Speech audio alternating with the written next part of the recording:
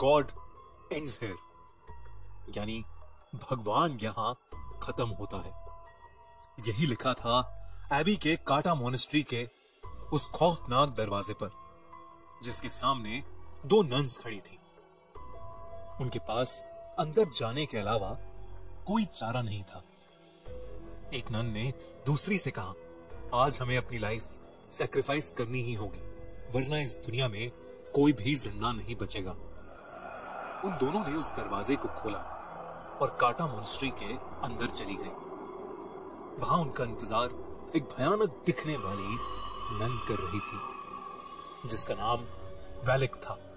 वैलिक ने एक नन पर हमला करके उसे वहीं मार डाला। मरते मरते उस नन ने दूसरी नन को एक चाबी दी और कहा कि उसे ही ये करना होगा।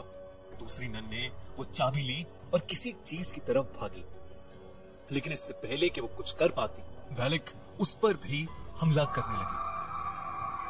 लेकिन वो वहां से भाग गई और इससे पहले कि वैलिक उस तक पहुंचती, उसने फांसी लगाकर खुद को मार डाला।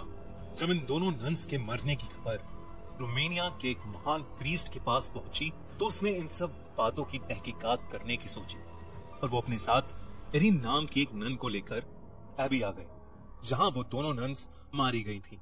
सिस्टर एरिन के पास एक खास ताकत थी। उन्हें बहुत से विजन्स आते थे, जिसकी मदद से वो किसी अनहोनी को पहले ही देख लेती थी।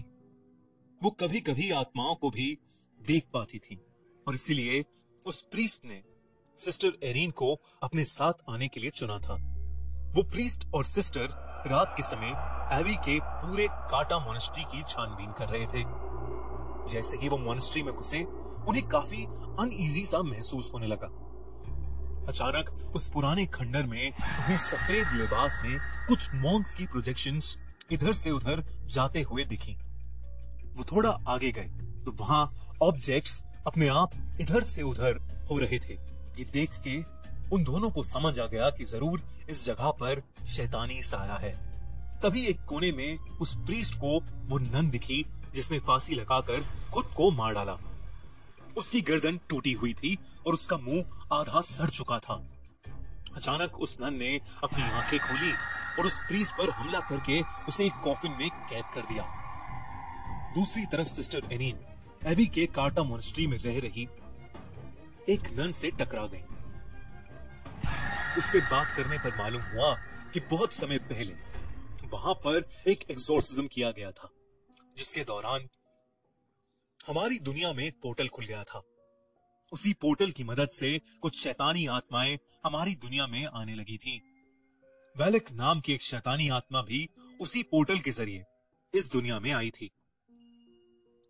कहते हैं कि वैलिक बहुत ज्यादा खतरनाक है और जो कोई भी भगवान की पूजा करता है, वो उस इंसान को जिंदा नहीं छोड़ेगी।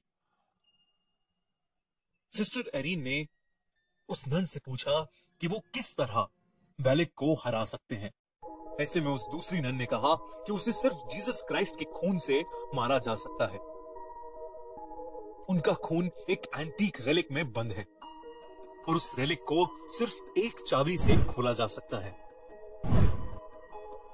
उस नन ने बहुत डरते हुए सिस्टर एरिन को वो चाबी दे दी। सिस्टर एरिन ने जैसे ही वो चाबी अपने हाथ में ली, तभी उन्होंने कुछ नेगेटिव एनर्जी महसूस की।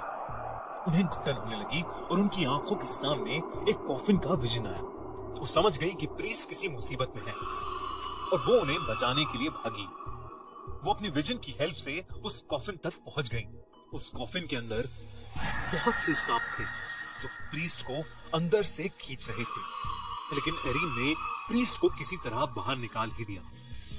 जैसे ही प्रीस्ट बाहर निकले, सिस्टर एरिन ने देखा उन सारे सांपों के बीच वैलिक लेटी हुई थी, जो कि प्रीस्ट को बाहर नहीं जाने दे रही थी। इससे पहले कि वो कुछ समझ पाते, वैलिक अचानक से गायब हो गई। सिस्टर एरिन ने प्रीस्ट को वो चाबी दी और उन्हें बताया कि वैलिक को कैसे खत्म किया जा सकता है। प्रीस्ट ने पूछा कि उसे ये सब कैसे पता लगा। सिस्टर एरिन ने कहा कि एबी की काटा मोनेस्ट्री में रहने वाली एक नन ने उसे ये सब बताया। इस पर प्रीस्ट ने कहा कि काटा मोनेस्ट्री में तो कोई भी नहीं रहता, वो तो पूरी तरह से उजड़ा हुआ है। सिस्टर एरिन ये सुनकर बहुत चौंक गई इसका मतलब ये चाबी उन्हें जिसने दी थी वो भी एक आत्मा ही थी जो वेलिक को हराने के लिए उनकी मदद कर रही थी। प्रीस्ट ने उस चाबी की मदद से कुछ मंत्र पढ़े जिससे उन्हें पता लग गया कि वो एंटीक रेलिक कहां पर है जिसमें जीसस क्राइस्ट का खून था। प्रीस्ट ने सिस्टर एरीन से कहा, आज हमें अपनी बलि देनी ही होगी वरना इस दुनिया में कोई भी जिंदा नहीं बचेगा। वेलिक उनका वहीं इंतजार कर रही थी। जैसे ही वो अंदर घुसे वेलिक ने प्रीस्ट को पकड़ लिया। सिस्टर एरीन ने उनके हाथ से चाबी ली और अपने विजन की मदद से उस एंटीक रेलिक को खोज निकाला। वो प्रीस्ट मंत्र पे मंत्र पढ़े जा रहा था लेकिन वेलिक पर मानो कोई असर ही नहीं हो रहा था। अंत में उसने प्रीस्ट को बड़ी बेरहमी से मार डाला। अब वो सिस्टर एरीन के पास आ रही थी लेकिन सिस्टर ने उस रेलिक को खोज लिया था। वेलिक ने सिस्टर को उनकी गर्दन से उठा लिया लेकिन सिस्टर ने जल्दी से जीसस का खून वेलिक के ऊपर फेंक दिया। देखते ही देखते वेलिक बुरी तरह से जलने लगी। वो जोर जोर से चिल्लाने लगी और वहां से गायब हो गई। सिस्टर एरीन जमीन पर गिर पड़ी लेकिन वो वेलिक को मारने में कामयाब रही।